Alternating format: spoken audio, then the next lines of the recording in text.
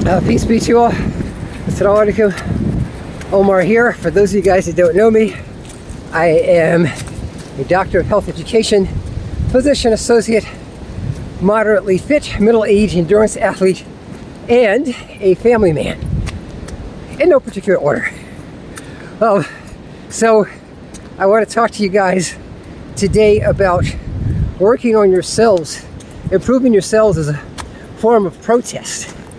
And I say that because tomorrow, Monday or Tuesday, may be Ramadan. So that's the holy month of fasting for us Muslims. We fast from the pre-dawn hours, which in the U.S. here in D.C., Maryland, Virginia area is about, we stop eating around 6 a.m. and then we can eat again at about 7:15. It's a lunar calendar, so the time progresses by a minute each day. So we eschew any food or drinking or sexual relations with our spouses. So it's a time of reflection. We try to improve ourselves.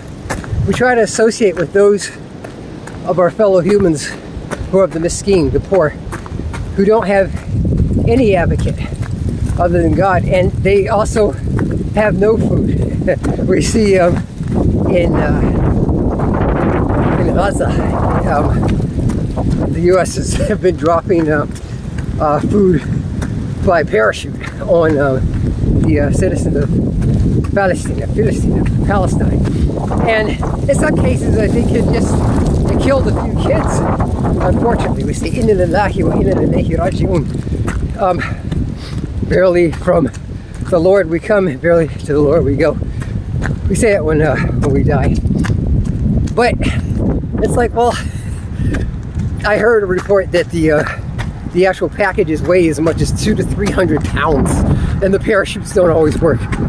So they're falling on people and killing them, which is not helpful. But anyway, that kind of segues into my topic, which is when you see an evil and you want to act against it, sometimes you can't always stop it with your hand because of your weak position. You know, many of us are weak in this society. You know, we don't have money to affect votes on the Senate floor or anything like that. We're not heads of powerful lobby groups, so we can lend our voices. But sometimes doing that will get you fired from your job, or even have your teaching license taken, or your medical license taken, or whatever, you know, your livelihood. So you may say, well, I'm afraid I don't even want to be on social media in the midst of a protest. I'm going to get fired, never to be able to work anywhere again. And certainly, we can't control where our tax dollars go.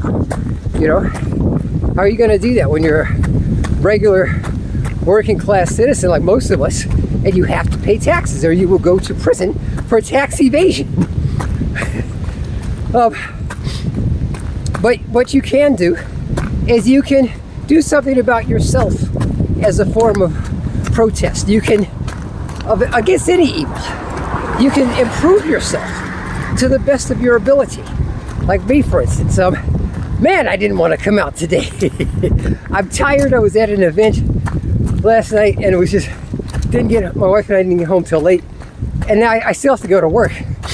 And I'm tired. but my body, my health means enough to me, and my spirit and my mental state means enough to me that I had to push myself to get out here. And like, now that I'm out here, it's wonderful. I don't want to go back home. I want to keep running. I think according to my Garmin, I'm about 6 miles into my run. But it feels great. But this is what I can do. You know, I can improve myself. You know, running out here, there's a very spiritual and mental aspect. If you don't believe in the spirit, then certainly a mental aspect, mental toughness. Look at this long hill behind me. I ran up this hill with my 55-year-old knees, you know, and I feel good about myself.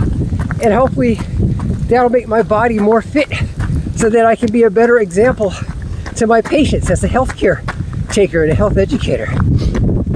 And, you know, hopefully, Lord willing, inshallah, I'll be able to live longer and have a better quality of life to help more people. Because that's what, to me, that's what the healthcare professions are about.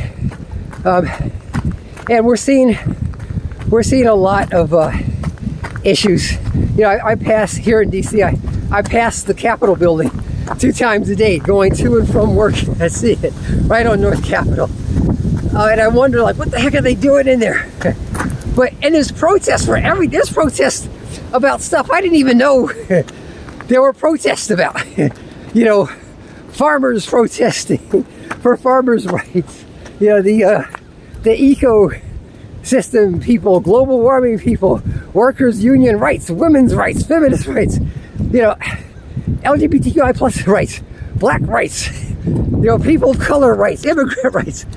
Everybody's protesting. Everybody's angry about something, or feels, you know, strongly enough about something to get out there with their placards and their voices and yell. And it doesn't always do any good. And sometimes, in unfortunate cases, people go to extremes. They set themselves on fire.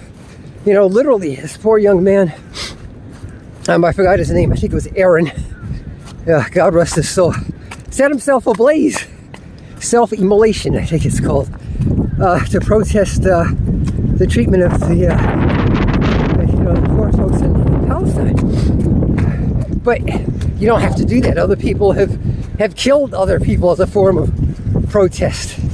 So what I encourage myself and others to do is try to make yourself the best that you can be within your limits, you know, whatever those may be, financial, you know, physical, spiritual. Maybe you don't live in an area where you really don't have the freedom to express yourself. You will get arrested and or tortured, whisked away, never to be seen again until you're in a body bag or something.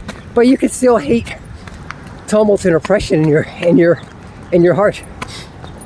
But just try to be the best you can. And I talked about this, you know, as we approach Ramadan. Try to use 30 days. It takes about 30 days to form a good habit. And research has shown this. But try to be that positive influence in your life and the life of others. That's it for now. For those of you guys that would like to be a healthcare provider, practice medicine as a physician associate like me, feel free to reach out to me.